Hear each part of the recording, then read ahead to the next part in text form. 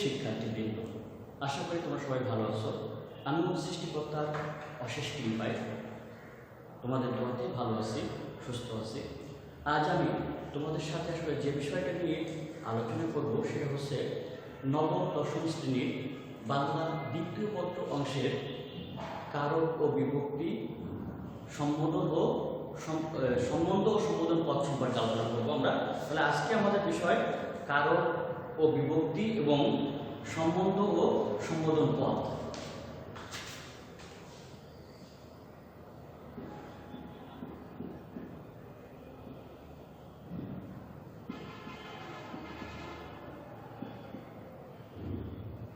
কারক ও বিভক্তি এবং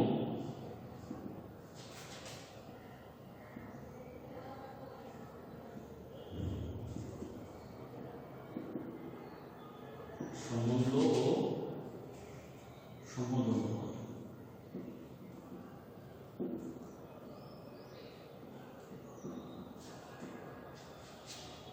সম্বোধন পদ সম্পর্কে তাহলে আমাদের আজকে আলোচ্য বিষয় কারক ও বিভক্তি এবং সম্বন্ধ ও সম্বোধন পদ সম্পর্কে। আমরা গত ক্লাসে কর্তৃকারক নিয়ে, কারক কাকে বলে, কত প্রকার কি কি এবং কর্তৃকারক নিয়ে আলোচনা করেছিলাম। আজকে আমরা শুরু করব কর্মকারক থেকে শুরু করবো। আমরা প্রথম আলোচনা করবো কর্মকারক নিয়ে। তাহলে আজকে কর্মকারক।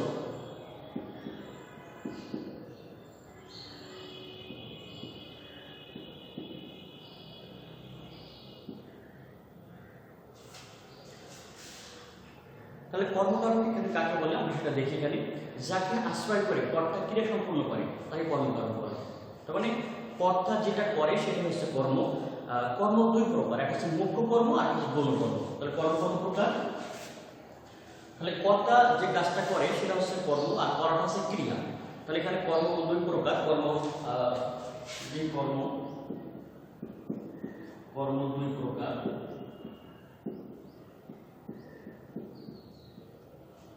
এক হচ্ছে মুখ্য কর্ম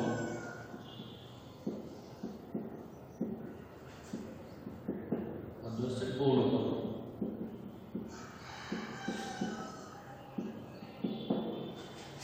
তাহলে কর্ম আমরা দেখলাম দুই প্রকার, মুখ্য কর্ম, গৌণ কর্ম। যদি এখানে আমি একটা বাক্য লিখি যে মা আমাকে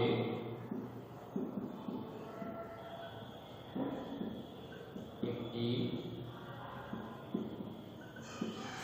বই কিনে দিয়েছে,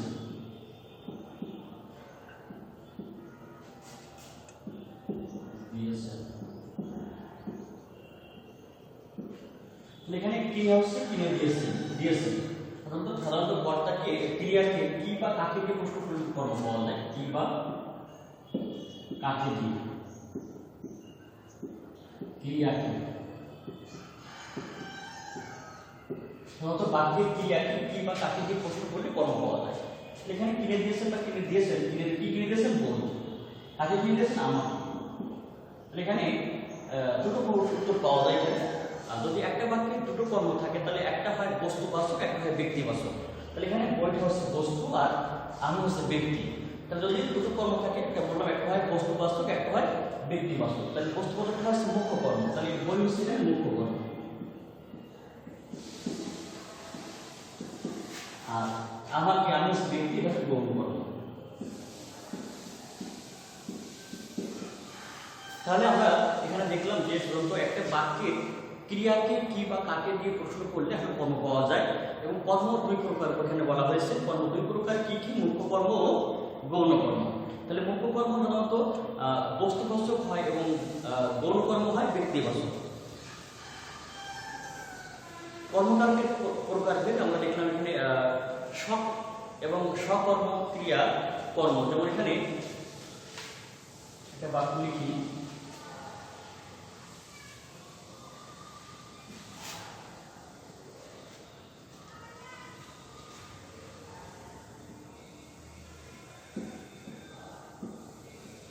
নাসিমা ফুল তুলছে।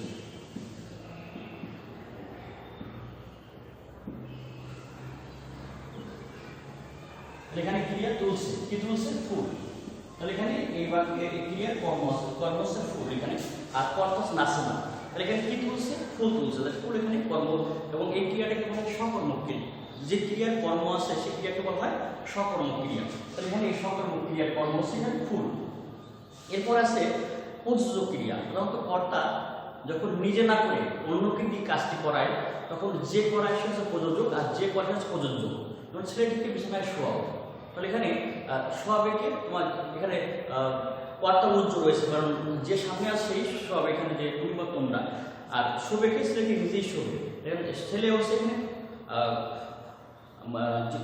প্রযোজ্য ক্রিয়া, আর যে শোয়াবে সে তুমি বা তোমরা হচ্ছে এখানে প্রযোজ্য ক্রিয়া।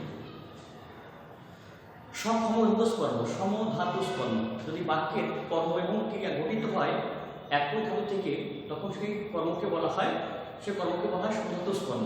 যেমন খুব একদম ঘুমিয়েছে,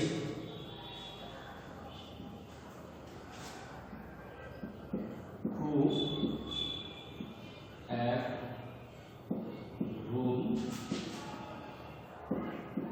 ঘুমিয়েছে। এখানে ঘুমিয়েছে ক্রিয়া, কি ঘুমিয়েছে? ঘুম। তাহলে এখানে ঘুম হচ্ছে কর্ম, আর এখানে ক্রিয়া হচ্ছে ঘুমিয়েছে। তাহলে এখানে যদি আমি লিখি যে ঘুম, এটা ভাঙলে হয় ঘুম যোগ ঘুম, আর ঘুমিয়েছি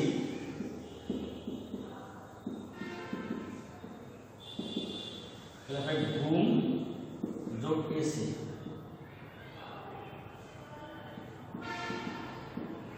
ঘুমিয়েছি। তাহলে এখানে এই ঘুম এবং ঘুমিয়েছি মূল ধাতুটা হচ্ছে এখানে ঘুম ধাতু। তাহলে এখানে কর্ম এবং ক্রিয়া গঠিত হয়েছে একই থেকে, সেটা হচ্ছে ঘুম ধাতু থেকে গঠিত হয়েছে। এই জন্য এই কর্মকে বলা হয় সমধাতুজ কর্ম, মানে সমান ধাতু থেকে গঠিত কর্মকে বলা হয় সমধাতুজ কর্ম। উদ্দেশ্য ও বিধেয় দ্বিকর্মক ক্রিয়া, এটা একটা বাক্যের দুটো কর্ম থাকে, সেই ক্রিয়াকে বলা হয় দ্বিকর্মক ক্রিয়া। তাহলে দ্বিকর্মক ক্রিয়া দুটি পরস্পর অপেক্ষিত কর্মপদ থাকলে প্রধান কর্মটিকে বলা হয় উদ্দেশ্য কর্ম এবং অপেক্ষিত কর্মটিকে বলা হয় বিধেয় কর্ম। তোমার এখানে একটা বাক্য আছে যে দুধকে মোরা দুগ্ধ বলি, হলুদকে বলি হরিদ্রা। তাহলে এখানে কাকে তুলনা করছি? দুধকে। কারণ দুধের উদ্দেশ্য কর্ম আর কি বলি আমরা? দুগ্ধ বলি, এটা একটা বিধেয় কর্ম। হলুদকে বলি হরিদ্রা, তাহলে হলুদকে কি বলি? হলুদকে তুলনা করছি এখানে, এই জন্য উদ্দেশ্য কর্ম হলুদ এবং হরিদ্রা এটা বিধেয় কর্ম। কর্মকারকে বিভিন্ন বিভক্তির ব্যবহার হতে পারে। আমরা কোন কোন বিভক্তি হতে পারে সে সম্পর্কে দেখি, কোন কোন বিভক্তি মানে কর্মকারক হতে পারে। ডাক্তার,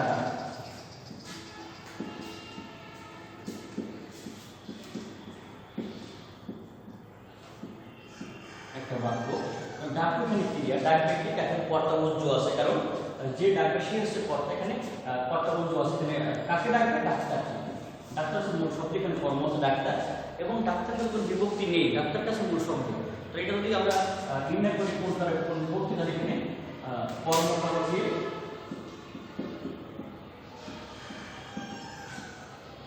শূন্য বিভক্তি, কারণ কোনো বিভক্তি নেই, শূন্য বিভক্তি।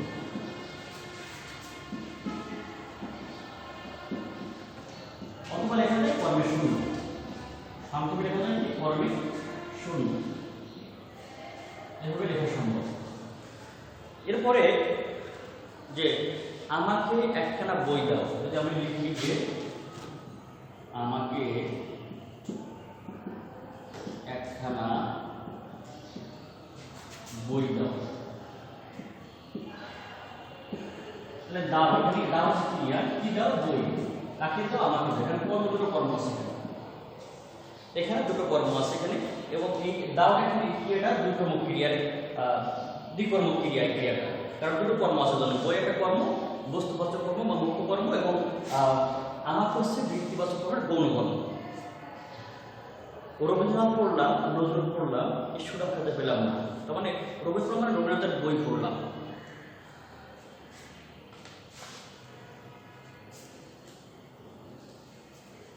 এরপরে লেখা যেতে পারে যে তাকে বলো, তাকে, কাকে বলো? তাকে বলো। তা হচ্ছে এটা কর্মকার একটা দ্বিতীয় বিভক্তি। আমারে তুমি করিবে ত্রাণ, এ নয় প্রার্থনা। তাহলে এখানে রে বিভক্তি, কে রে রে দ্বিতীয় বিভক্তি, সেটাও কর্মকারকে দ্বিতীয় বিভক্তি হয়।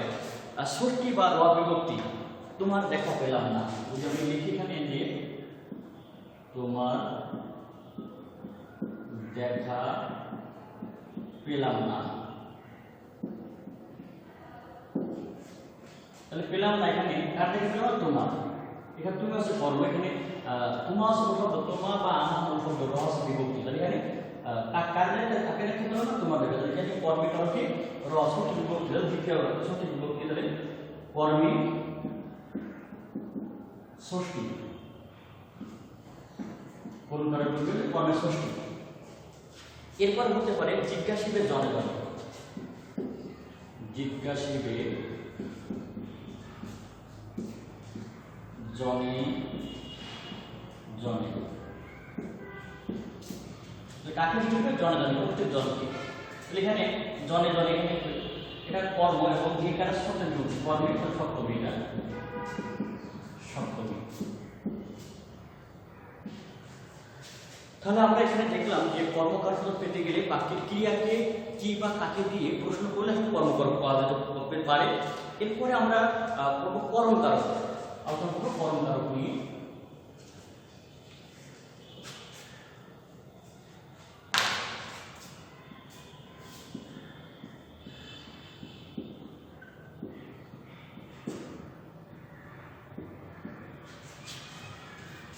করণ শব্দটির অর্থ যন্ত্র সহায়ক বা উপায়।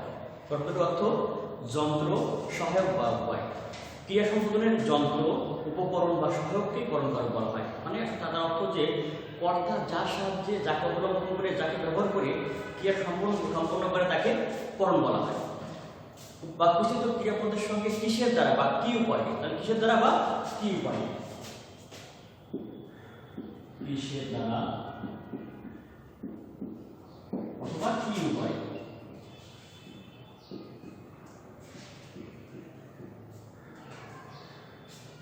ক্রিয়াটি কিসের বা কি উপায় প্রশ্ন করলে একটা কর্মকারক পাওয়া যেতে পারে।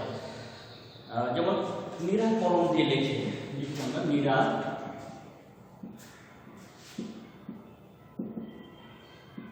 কলম দিয়ে লেখে। তাহলে এখানে কলমস উপকরণ লিখে লেখার কাজটা করে কি কলমের দ্বারা। তাহলে কলমস পাই, তাহলে এখানে কর্মকারকে কর্মকারক বিভক্তি নেই, তাহলে এখানে আর দিওস বিভক্তি তৃতীয় বিভক্তি, তারা দিয়ে করতে তৃতীয় বিভক্তি, তাহলে এখানে কর্মকারকে তৃতীয় বিভক্তি, তাহলে কর্ম তৃতীয় লিখতে হবে আমরা এখানে তৃতীয়, বা কর্ম তৃতীয় বা কর্মকারকে তৃতীয় বিভক্তি এভাবে লেখা যেতে পারে। জগতে কীর্তিমান হয় সাধনায়, জগতে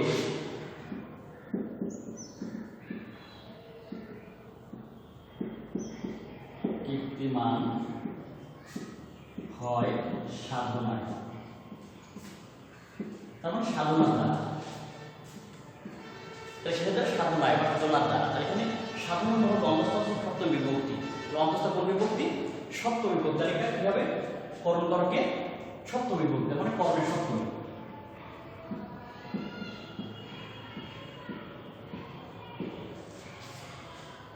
এরপরে দেখো এখানে আছে যে কর্মকারকে বিভিন্ন বিভক্তির ব্যবহার কি বিভক্তি হতে পারে। প্রথম বা শূন্য বা অবিভক্তি। ছাত্ররা বল খেলে, তাহলে খেলে আছে ক্রিয়া, তাহলে খেলার কাজটা করে কি দ্বারা? বলের দ্বারা। তাহলে বল শব্দ বিভক্তি নেই এখানে, তাহলে কর্মকারকে শূন্য বিভক্তি হবে এখানে।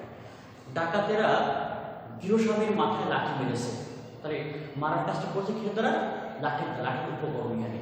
লাঠির বিভক্তি আসলে নেই, এটাও কর্মকারের শূন্য বিভক্তি হবে। তৃতীয়া বা দ্বারা বিভক্তি, লাঙল দ্বারা জমি চাষ করা হয়, লাঙল দ্বারা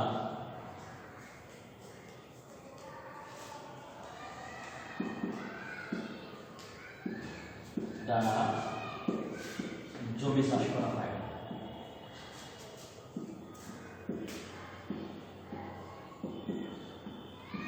তাহলে জমি চাষ করা হয় কিসের দ্বারা? লাঙল দ্বারা। তাহলে লাঙল উপকরণ, এটা দ্বারা তৃতীয় বিভক্তি, তাহলে এটা কর্মকারক তৃতীয় বিভক্তি, তাহলে কর্ণের তৃতীয়া।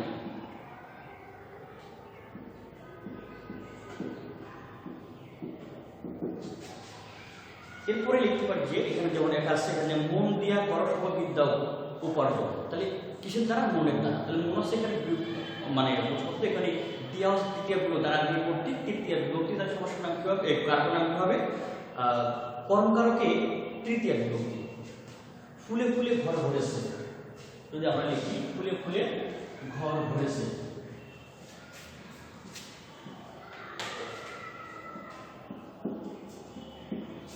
ফুলে ফুলে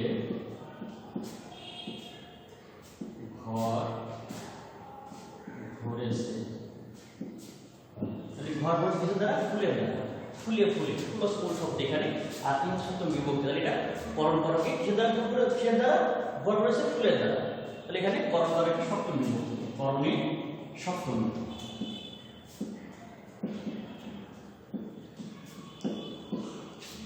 এরপরে হতে পারে যে শিকারী বিড়াল গোপে চেনা যায়, তাহলে কিসে চেনা যায়, বিড়াল গোপে, মানে বিড়ালের গোপ দেখে আসলে বিড়াল শিকারী কি শিকারী না সেটা চেনা যায় কিসে দ্বারা, বিড়ালের গোপ দেখে আসলে। কারণ যারা আসলে বিড়াল সম্পর্কে ধারণা আছে, যাদের আসলে বিড়াল চেনে তারা আসলে বিড়ালের গোপ দেখে বুঝতে পারে বিড়াল শিকারী হবে কি হবে না সেটা। তাহলে এখানে গোপে, তাহলে এই সপ্তম বিভক্তি, তাহলে এটাও করণ করকে সপ্তম বিভক্তি। এছাড়া এত সকালটা এত যে ব্যথা ওগুলো তো মধু দিয়ে মাখা, তাহলে মধু দিয়ে কিসের দ্বারা মাখছে, মধু দিয়ে, তাহলে মধু মূলত দিয়ে হচ্ছে এখানে সপ্তম বিভক্তি, এটা করণ করকে সপ্তম বিভক্তি। লোকটা জাতিতে বৈষ্ণব, তাহলে কিসে, জাতিতে, জাতি মূলত দিয়ে হচ্ছে সপ্তম বিভক্তি, এটা করণ করকে সপ্তম বিভক্তি। চেষ্টায় সব হয়, কি লিখতে হয়, চেষ্টায়,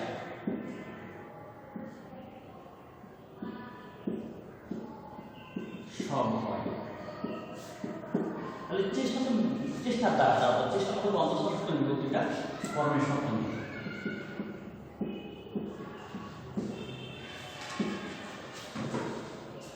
এসোটায় কাপড় হয় না, এসোটায় কাপড় হয় না, কিসের দ্বারা কাপড় হয় না, সুতার দ্বারা, সুতায়, আর সুতা সম্পর্কে আলোচনা আছে এখানে বিভক্তি, তালিকাও করণের সপ্তম।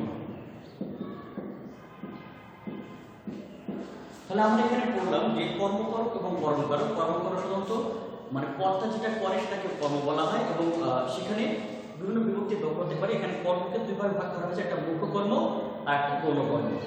যখন একটা বাক্যে দুটো কর্ম থাকে তখন একটা হয় বস্তুবাচক, একটা হয় ব্যক্তিবাচক। বস্তুবাচক কর্মটিকে বলা হয় মুখ্য কর্ম বা প্রধান কর্ম, এবং ব্যক্তিবাচক কর্মটিকে বলা হয় গৌণ কর্ম।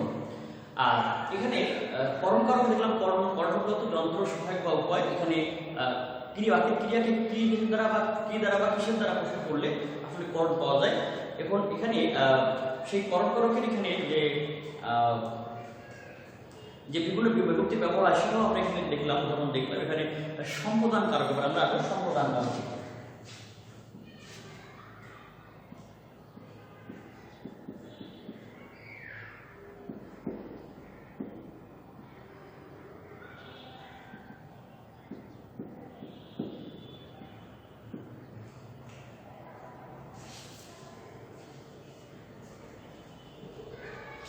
সম্পদান অর্থ হচ্ছে নিঃশর্ত দান, মানে যাকে শর্ত ত্যাগ করে দান, অর্চনা, সাহায্য ইত্যাদি করা হয় তাকে সম্পদান কারক বলে। তাহলে বস্তু নয়, ব্যক্তি একটা সম্পদান কারক। সাধারণত দান করা হয় যে দানটা ফেরত পাওয়া যাবে না কখনো, এটাকে বলা হয় সম্পদান কারক। আসলে অনেক ব্যাকরণবিদ এই সম্পদান কারক স্বীকার করতে চায় না, তারা মনে করে যে কর্মকারক দিয়েই আসলে সম্পদানের কারকের কাজ শেষ করা যায়। তাহলে এখানে সম্পদান কারকের কোন কোন বিভক্ত হতে পারে, যেমন এখানে আসে ভিক্ষারীকে ভিক্ষা দাও, উদাহরণ, ভিখারীকে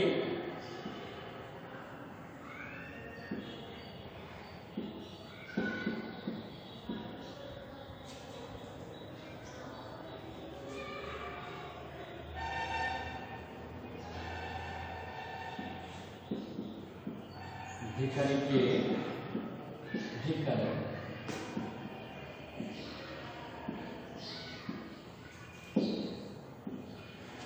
হতে পারে সৎ পাত্রী পুনর্দান করো, সৎ পাত্রী পুনর্দান করো। তাহলে এখানে সৎ পাত্রী দান, তাহলে এখানে ভিখারীকে ভিক্ষা দাও, এই ভিক্ষার দান করা হচ্ছে, এই ভিক্ষার কখনো ফেরত পাওয়া যাবে না। এই জন্য যদি কখনো শুধু মানে সম্পদান কারকে কে এরে থাকে যদি তথ্য বিভক্ত হয় সেটা, তাহলে এখানে ভিখারীকে, তাকে তো ভিখারীকে, এখানে এটা কে তথ্য বিভক্তি, এখানে তাহলে এখানে সম্পদান কারকে তথ্য বিভক্তি, সম্পদানী বিভক্তি বা লেখা যায় কি সম্বোধন কারক ষষ্ঠী বিভক্তি। সৎ পথে প্রমাণ দান করো, যেমন করে বাবা মা মেয়েকে বিয়ে দিতে গেলে আসলে একেবারে নিঃশর্ত দান করে দেয়, তখন ফেরত না দান করে না আসলে, সেই হিসেবে সব ত্যাগ করে দান করা হয়, এজন্য এটাকে বলা হয় এটা সম্বোধন কারক। সৎ পাত্রে এ সত্য বিভক্তি, এটা সম্বোধনের সপ্তমী।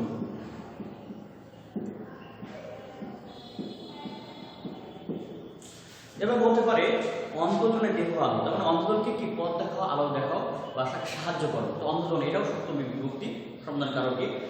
সমিতির চাঁদা দেওয়া, সমিতির চাঁদা দেওয়া অর্থ হচ্ছে সমিতিতে সপ্তম সমিতির চাঁদা দিলে এই সমিতির কাজ হচ্ছে জনকল্যাণের মাঠে জনকল্যাণে কাজ করা, মানুষকে সাহায্য করা। সমিতিতে এই সপ্তমী বিভক্তি, এটাও দান করা বোঝাচ্ছে এবং এটাও সম্বোধন কারকে সপ্তমী বিভক্তি হবে।